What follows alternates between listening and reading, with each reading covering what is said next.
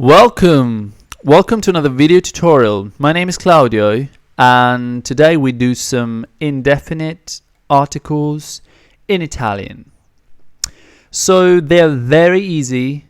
Let me guide you. First of all, do you know what an indefinite article is?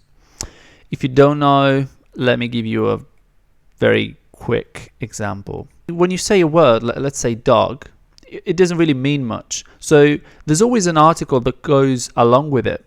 And basically an article is a very small particle that gives you the definiteness of the word that comes next. So for instance, if I say feed cat, that doesn't mean anything. But if I say feed the cat, then you know that because I use the definite article, the, you know what cat I have to feed. Oh, well, we hope that you know what cat you have to feed. If I say feed a cat, that means feed a cat in general. So when you say a cat or a dog or an apple, that is indefinite. When you say the cat, that's definite because you refer to a cat that you've mentioned before. So, for the purpose of this video and for the sake of simplicity, we will consider the word some as a plural indefinite article because that's what it does in English anyway. I know it's not an article technically speaking, but that's what it is. That's what it does anyway.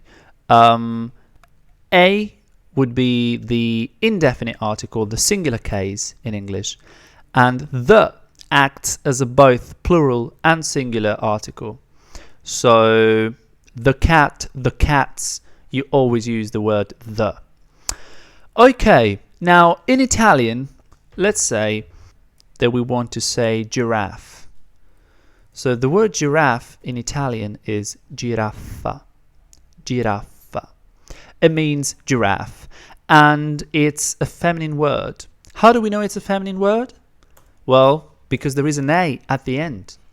So if there is an A at the end, it means that the word is feminine.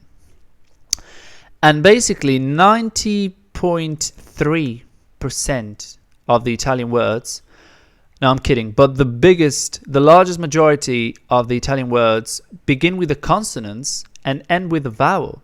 Think about all the words you know: Ferrari, pizza, latte. All the words in Italian, well, not all of them, but most of them begin with a consonant and end with a vowel.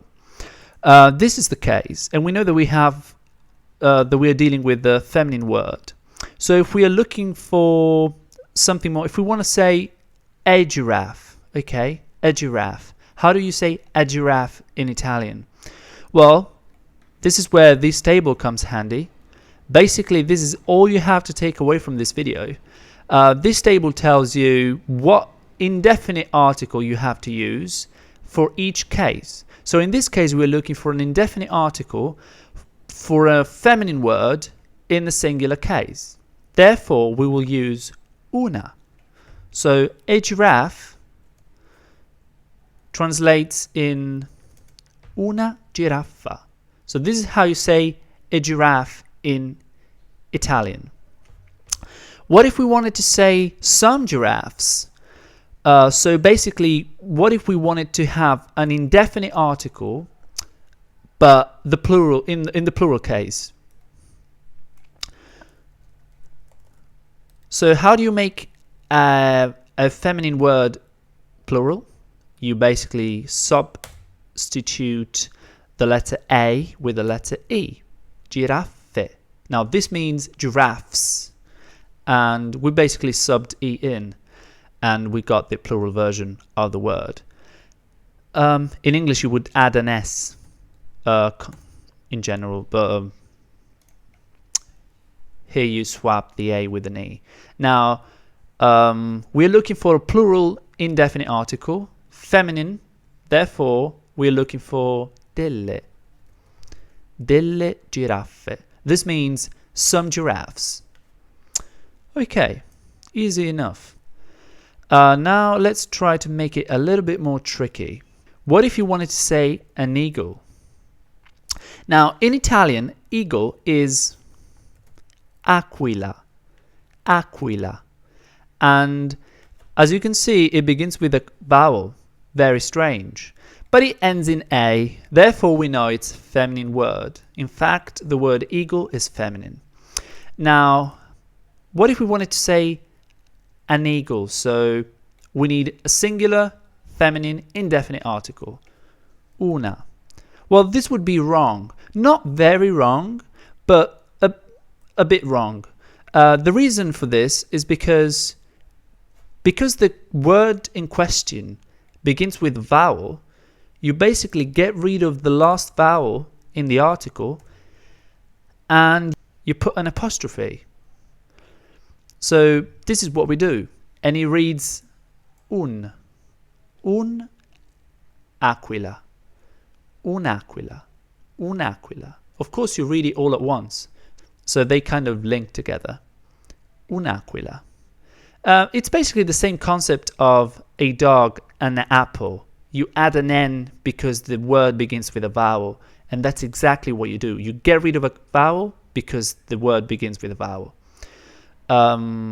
So this is how you use the version in brackets that you see here and here. Now, what about this? This is the last thing that we have to talk about. There is a slash here. How do we know which one to use? Well, the simple answer to this question is use always un. So the first one, un. For instance, the word baby is neonato, neonato.